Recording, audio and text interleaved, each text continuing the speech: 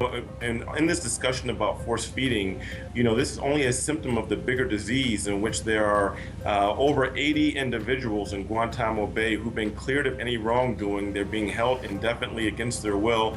And really, when a person gets to the stage where they need to be force fed, they've really given up hope that they can get any type of justice. And this is really the bigger problem or the bigger issue at hand that we really need to be addressing. Hassan Shibli works for CAIR, the Council on American-Islamic Relations, an activist group promoting Muslim acceptance here in the United States. Because there aren't that many of these cemeteries in the state, could this become a magnet for other areas in the states? I doubt it, because in the Islamic tradition, you're really encouraged to bury your dead as close to where they passed away as possible. It seems that the government is collecting huge troves of Americans' communications, whether that's their phone calls or internet. Whatever the government knows or thinks it knows about any individual is that if they are Americans, then they have certain rights, whether they're here on U.S. soil or whether they're stuck in countries abroad. The Oklahoma chapter of Council on American-Islamic Relations hosting a leadership workshop this weekend. Now, this is the 5th annual Muslim Youth Leadership Symposium. CAIR Oklahoma hopes to foster the future leaders of the state. Today, teenagers learned how to give back to the community, how to participate in government, and to strengthen their faith. Tomorrow, they'll participate in a mock debate at the Capitol. I mean, our position has always been that it's wrong to force feed detainees. That's the position of the international legal experts. It's a position of medical ethicists. It's a position of every right-thinking person who doesn't want to see detainees abused in this. All right, let's break down this case and why it's raising so many questions. Hassan Shibli is leading the call for an independent investigation. He heads the Florida chapter of CAIR, the Council on American-Islamic Relations. And also joining us is Tom Fuentes, a former assistant director of the FBI, now serving as a CNN law enforcement analyst. Welcome to both of you. Morning, Carol. Good morning. Thank you. Pleasure to be here. Thank you for being with us, Mr. Shibli. And I want to start with you. The FBI says it's assembled a team to investigate this shooting. Is that not enough?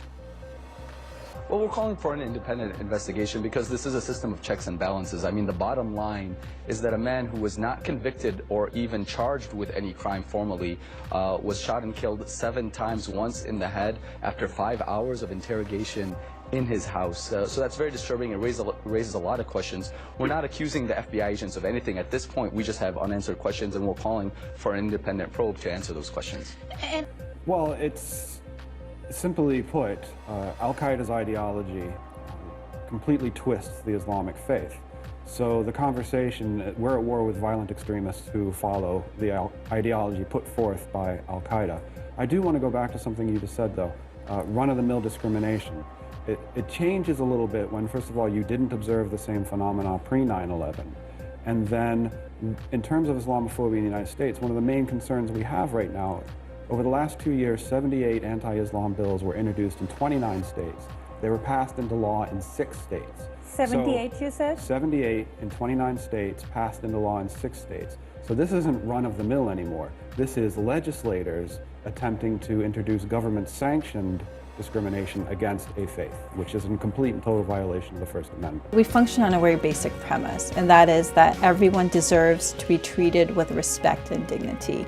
So we're really out there to, help educate people on who Muslims are and, what Islam really is, and also help define our own community. Oftentimes, when an international act of terrorism happens, we all are blamed for it as the Muslim community, and that's extremely unfair because we are, American Muslims. This is our home, and so we really make an effort to define ourselves as a community and really show people who we are as American Muslims.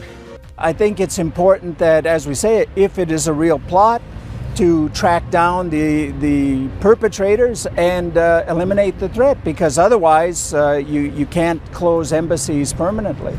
Ibrahim Hooper with the Council on American-Islamic Relations is also concerned about the global security alert for Americans overseas. It is scary to see these things. President of the Council on American-Islamic Relations, the San Antonio chapter, says the global travel alert put out by the State Department worries her. It was like I really got up and I thought, oh my goodness, what's going on? The warning was issued after intelligence led the State Department to conclude Al-Qaeda was planning a terrorist attack. We do hope that this threat is not for real. Sirwat Hussain says the U.S. would not warn travelers unnecessarily. It is better to be safe than sorry. What happened at Benghazi, we don't want that to be repeated again. This is about protecting due process of all Americans, ensuring police accountability, and ensuring that there's transparency, especially when a Florida resident gets his life cut short by a federal law enforcement officer. We have known for a long time that there is ignorance about Islam, but also there is interest to learn about Islam. And the challenge was to us American Muslims was to provide this information to the public. Now, how to do it? You need to have positive attitude, then you need to know the media system, and you need to put a human face on the month of Ramadan by connecting the American media to Muslim communities. And we do this through helping mosques, Islamic centers, leaders, by providing them media kits, how to communicate with the media, news releases, announcing events, iftars, for example, events and activities around the holy month. Really, no one would mind having someone just come to their door and wish them happy anything and give them a gift and a card. Arsalan Bukhari is with CAIR, Sure. the Council on American-Islamic Relations, which came up with the idea for the 100,000 Muslims living in Washington. We wanted to make sure that it's not just a Seattle area effort. We want to make sure the entire state is covered. The goal is not to convert anyone, just to get to know one another better. There is a lack of knowledge, number one, about Islam and Muslims, and we thought what better way for people to learn about their Islam and Muslims than to meet their own neighbor. Parents are concerned. We're all concerned. Muslim community leaders are now urging state prosecutors to press additional hate crime charges in the case. They fear next time the threats could go too far. Hopefully, this individual will be brought to justice. That's all I get. And often you get less. So this new iteration of letters that people are receiving from DHS pays people the courtesy of letting them know whether or not changes have or have not been made.